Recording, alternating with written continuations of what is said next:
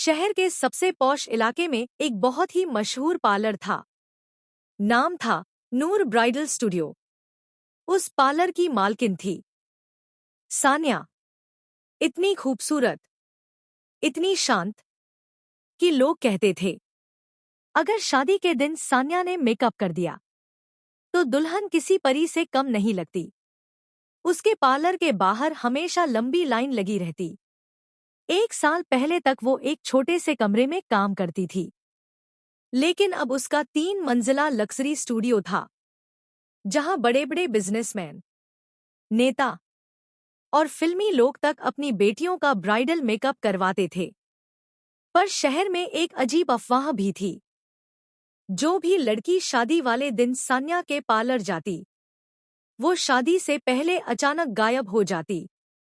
और सबसे डरावनी बात, वो लड़की ठीक 1 साल बाद उसी तारीख पर उसी शादी वाले जोड़े में वापस लौटती। ना उसके शरीर पर चोट का निशान होता, ना वो कुछ बताती, बस इतना कहती, मैं ठीक हूं, और फिर चुप हो जाती। शहर में डर फैल चुका था, लेकिन अजीब बात ये थी, फिर भी हर कोई उसी पार्लर में जाना चाहता था, क्योंकि जो दुल्हन वापस लौटती वो पहले से बिल्कुल बदल चुकी होती। उसकी आंखों में अजीब सी शांति होती, चेहरे पर दर्द भी और सुकून भी। लोग समझ नहीं पाते थे आखिर होता क्या है, लेकिन कोई सच नहीं जानता था।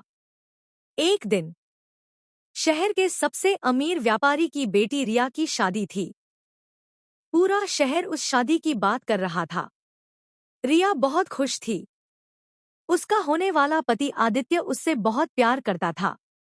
शादी वाले दिन सुबह सुबह रिया अपनी सहेलियों के साथ सान्या के पार्लर पहुंची। लक्सरी झूमर, महंगे इत्र की खुशबू, धीमी पियानो म्यूजिक, पूरा पार्लर किसी महल जैसा लगता था। सान्या खुद सफेद साड़ी में नीचे आई, चेहरे पर हल्की मुस्कान। Welcome bride. रिया मुस्कुराई। मैंने आपके बारे में बहुत सुना है, सान्या ने धीरे से कहा। उम्मीद है, सिर्फ अच्छी बातें सुनी होंगी। रिया हंस पड़ी। उसे क्या पता था, कुछ घंटों बाद पूरा शहर उसे ढूंढ रहा होगा। रिया का मेकअप शुरू हुआ। सान्या बहुत ध्यान से उसका चेहरा देख रही थी, जैसे मेकअप नहीं, कोई कहानी पढ़ रही हो। तुम खुश हो? सान्या ने पूछा। रिया मुस्कुराई। बहुत। अगर बारात वापस चली जाए तो? रिया हंसते हुए बोली। ऐसा फिल्मों में होता है। सान्या की आंखें अचानक नम हो गईं, लेकिन उसने मुस्कान छुपा ली। उधर शादी का मंडप सज चुका। हजारों मेहमान आ चुके थे। लेकिन शाम होते होते खबर फैल गई, रिया गायब है। पूरा परिवार पागल हो गया। पुलिस बुला ली गई, लेकिन सीसीटीवी में बस इतना दिखा कि रिया आखिरी बार सान्या के कमरे में गई थी। फिर कैमरा अचानक ब्लैक हो गया। सान्या शांत बैठी थी। पुलिस चिल्लाई, लड़की कहाँ है? सान्या ने बस इतना कहा, वो सुरक्षित है। कहाँ है? एक ऐसी जगह जहां उसे खुद को समझने का वक्त मिलेगा। सबको लगा वो पागल है, लेकिन पुलिस को कभी कोई सबूत नहीं मिला, क्योंकि हर बार 1 साल बाद लड़की वापस लौट आती थी, जिंदा, सुरक्षित, लेकिन बदली हुई। समय बीतता गया। 1, 2, 10 नहीं, सैकड़ों लड़कियां गायब हुईं, फिर वापस लौटीं। हर बार उसी शादी की तारीख पर। शहर में लोग डरते भी थे और सान्या से प्रभावित भी थे, क्योंकि वापस लौटने वाली हर लड़की पहले से ज्यादा मजबूत बन चुकी होती। किसी ने शादी तोड़ दी, किसी ने अपना बिजनेस शुरू कर दिया, किसी ने पढ़ाई पूरी की, किसी ने अपनी जिंदगी खुद चुन ली, लेकिन किसी ने सच नहीं बताया, जैसे सबने कोई वादा किया हो। एक दिन एक पत्रकार कबीर ने फैसला किया कि वो इस रहस्य का सच निकाल कर रहेगा। उसकी छोटी बहन भी 1 साल पहले गायब हुई थी और लौटने के बाद बिल्कुल बदल गई थी। अब वो शादी नहीं करना चाहती थी, बस चुप रहती थी। कबीर को लगता था सान्या ने उसका ब्रेन वॉश किया है। वो रोज पार्लर के बाहर बैठता, लोगों से बात करता, पुरानी फाइलें निकालता, लेकिन कहीं कोई सुराग नहीं मिलता। फिर एक दिन उसे पता चला कि सान्या खुद कभी दुल्हन नहीं बनी, और उसी दिन से उसकी जिंदगी बदल गई थी। कबीर ने सान्या का पीछा करना शुरू किया। एक रात वो सान्या के पीछे पीछे शहर के बाहर पुराने फार्म हाउस तक पहुंचा। वहां बहुत सारी लड़कियां थीं। कोई पढ़ रही थी, कोई सिलाई सीख रही थी, कोई बिजनेस चला रही थी। सब खुश दिख रही थी। रिया भी वहीं थी। कबीर हैरान रह गया। तुम यहां हो? रिया मुस्कुराई।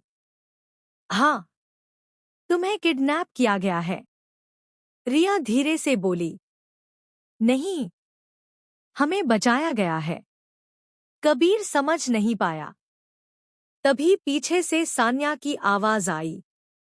हर लड़की शादी नहीं करना चाहती कबीर, कुछ सिर्फ डर के कारण हाँ कह देती है। कबीर गुस्से में बोला, तो तुम उन्हें गायब कर देती हो? सान्या की आंखें भर आईं। गायब नहीं, वक्त देती हूं।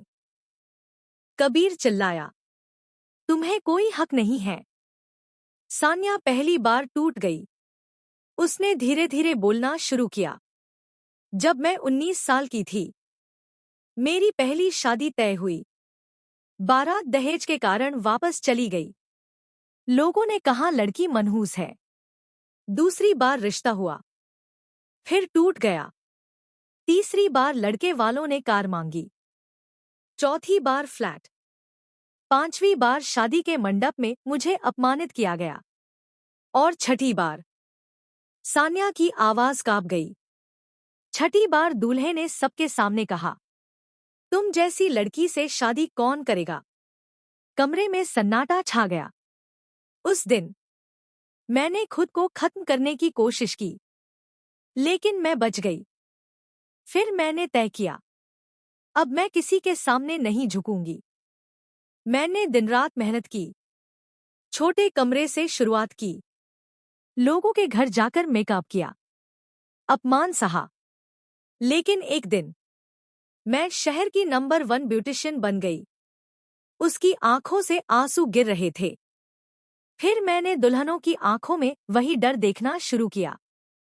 कोई दहेज से डर रही थी, कोई मजबूरी में शादी कर रही थी, कोई अपने सपने छोड़ रही थी। तब मैंने फैसला किया, मैं उन्हें 1 साल दूंगी, बस 1 साल, ताकि वो समझ सकें उन्हें सच में क्या चाहिए। कबीर चुप हो गया। रिया आगे आई। मैं आदित्य से प्यार करती थी, लेकिन शादी सिर्फ इसलिए कर रही थी क्योंकि पापा चाहते थे। इस 1 साल में मैंने खुद को जाना। अब मैं अपनी मर्जी से फैसला लूंगी। बाकी लड़कियां भी मुस्कुराईं। किसी ने कहा, मैं डॉक्टर बनना चाहती थी। दूसरी बोली, मैं अपना बिजनेस खोलना चाहती थी। तीसरी बोली, मैं सिर्फ डर रही थी। कबीर ने धीरे से पूछा, लेकिन तुम उन्हें वापस क्यों भेजती हो?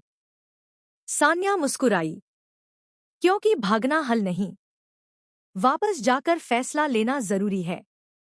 अगर शादी करनी है तो अपनी मर्जी से, और अगर नहीं करनी तो बिना डर के मना करो। 1 साल बाद रिया उसी शादी के जोड़े में वापस लौटी। पूरा शहर जमा था। आदित्य भी वहीं खड़ा था। रिया उसके सामने गई। अब फैसला मेरा होगा। आदित्य मुस्कुराया। और मैं इस बार तुम्हारे फैसले का इंतजार करूंगा। रिया की आंखों से आंसू निकल आए। उधर दूर खड़ी सान्या सब देख रही थी। उसके चेहरे पर हल्की मुस्कान थी, लेकिन आंखों में सालों पुराना दर्द, क्योंकि वो हर दुल्हन में अपना टूटा हुआ अतीत देखती थी। और शायद उन्हें बचाते बचाते खुद कभी ठीक नहीं हो पाई। उस रात पहली बार सान्या ने अपने पार्लर की सारी लाइट्स बंद की और आईने के सामने खड़े होकर धीरे से कहा, काश किसी ने मुझे भी 1 साल दिया होता।